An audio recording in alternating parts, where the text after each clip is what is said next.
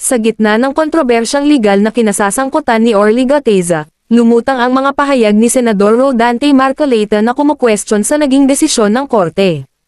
Ayon kay Marcoleta, may malaking butas sa findings ng Manila RTC, lalo na sa bahagi kung saan idineklarang falsified ang notarization ng affidavit ni Gateza.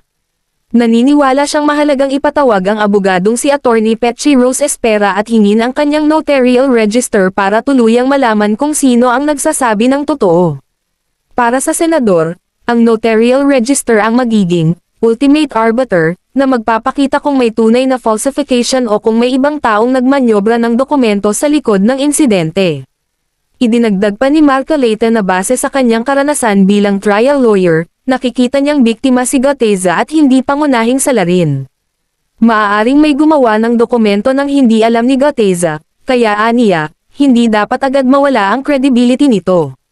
Samantala, binigyang diin ng korte na base sa NBI forensic exam, hindi tumutugma ang pirma sa affidavit, kaya inirekomenda ang posibleng pagsasampa ng kaso sa DOJ. Sa kabila ng lahat, iginigiit ni Marcoleta na hindi pa tapos ang usapan, at kailangan pang busisiin ang lahat ng detalye para sa tunay na hustisya.